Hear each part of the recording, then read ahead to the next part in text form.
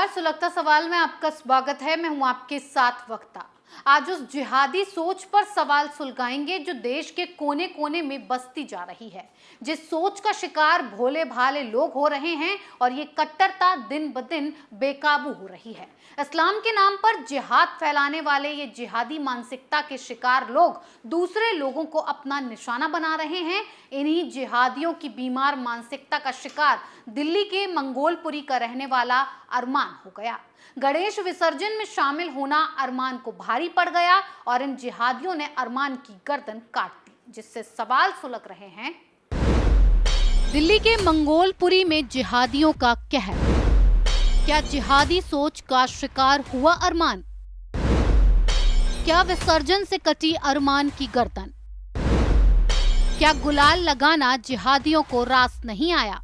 ये सवाल इसीलिए सुलग रहे हैं क्योंकि जिहादियों की मानसिकता का असर अब हिंदुओं के साथ साथ मुसलमानों को भी झेलना पड़ रहा है।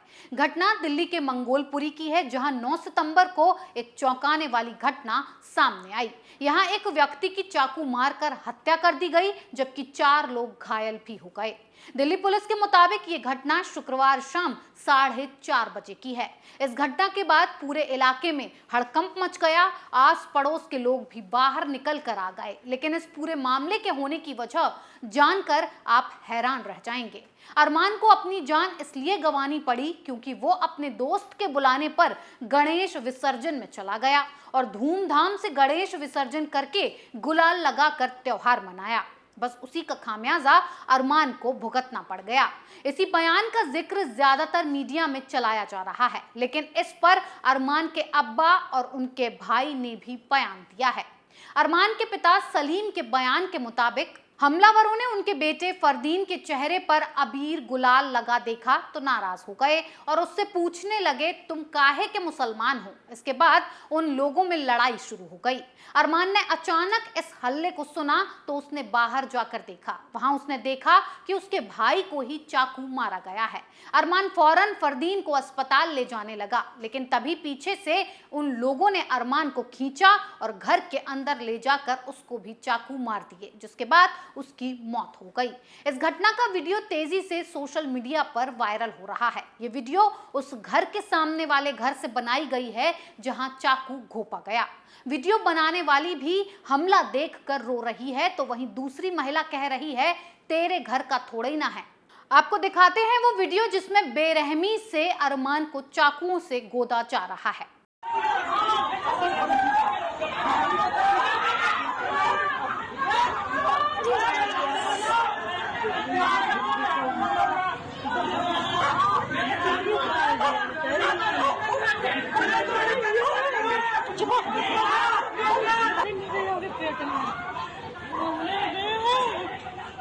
तो चुप रहे।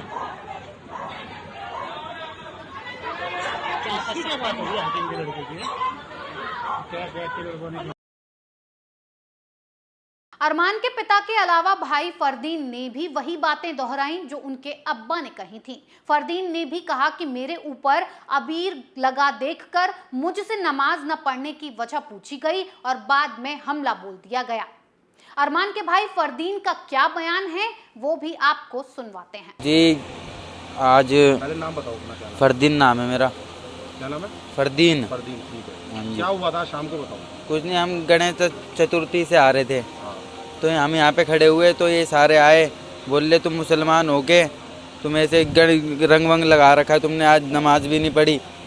मैंने क्या हो गया भाई? तो गाली गलौज होने लग गई, तो धक्का मुक्की हो गई। मोंटी भाई ने देखा, मोंटी भाई फिर आए, फिर इन्होंने चाकू निकाल के चलाने स्टार्ट करे, तो हमने धक्का मुक्की से ऐसे चाकू लग गए। फिर बहुत सारे लड़के आ गए थे निकल के। कौन लोग थे? मैं, मोंटी भाई और अरमान भाई। अरमान भाई। इसमें अरमान भाई की क्या मौत हो गई है? हाँ जी। और आपके और मोंटी की? मोंटी भाई घर पे आएगा, मेरे 2 जगह लगे। हाँ जी। अच्छा, जो लोग झगड़ा कर रहे थे आपसे, जिनको ये एतराज है कि भाई आप गणपति विसर्जन से आ रहे थे, तो वो कौन कौन लोग हैं? आरोपी कौन कौन है जिन लोगों ने आप पे हमला किया? सैफ है, विनीत है, समीर है और उसका पापा शाहरुख। इस वीडियो को आपने देखा और बयान भी सुना, जिसे सुनकर आपको भी ये समझ आ रहा होगा कि इस घटना को अंजाम देने वाले जिहादी सोच से ग्रसित हैं। गणेश पूजा में जाना और गुलाल लगा लेना क्या किसी की मौत का कारण बन सकता है? ये बड़ा ही हैरान करने वाली बात है। इन जिहादियों की सोच का शिकार ही अरमान हुआ है। अरमान का गणेश विसर्जन में शामिल होना और गुलाल लगाना इन जिहादियों को रास नहीं आया और बस उसे मौत के घाट उतार दिया गया। अब सवाल ये है कि क्या यही गंगा जमुनी तहजीब है? क्या यही हिंदू मुस्लिम भाईचारा है जो इनके हिसाब से चलता है? ये दोगलापन कब तक चलेगा, इसका जवाब मांगा जाना चाहिए। लेकिन जवाब कहां देते हैं ये वहशी लोग? ये तो बस सर तन से जुदा करना जानते हैं। इन जिहादी मुसलमानों ने भारत को आतंक में झोंक दिया है। अब पाकिस्तान को आतंकवादी भेजने की जरूरत नहीं है, क्योंकि भारत में ही इतने मुसलमान आतंकवादी बन गए हैं कि ये आए दिन हिंदुओं की हत्या करते हैं और अब मुसलमानों को भी मार रहे हैं जो अपनी मर्जी से पूजा का हिस्सा बनते हैं। और ऐसे जिहादी हर राज्य में मौजूद हैं, लेकिन राजधानी दिल्ली में बदमाशों का आतंक इस कदर बढ़ गया है कि यहां आपराधिक घटनाएं थमने का नाम नहीं ले रही हैं। बदमाशों ने मानो खाकी का डर बचा ही नहीं है। शायद इसी का परिणाम है कि चोरी, लूटपाट और हत्या जैसी वारदातें दिल्ली में अब आम होती जा रही हैं, जिसमें दिल्ली के मंगोलपुरी का मामला सबसे आगे है। 10 से 12 हमलावरों ने ताबड़तोड़ चाकू चलाए, जिसमें 5 लोग घायल हुए।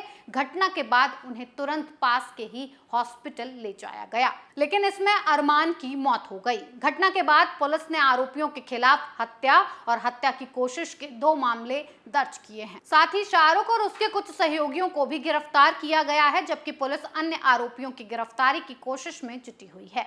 लेकिन ऐसी घटनाएं जब सामने आती हैं तो डर का माहौल बन जाता है कि ये जिहाद दिन ब दिन बढ़ता जा रहा है। दुनिया भर में आतंकवाद के पीछे इनका मकसद है जिहाद करना और जिहाद करके भारत को इस्लामिक देश बनाना।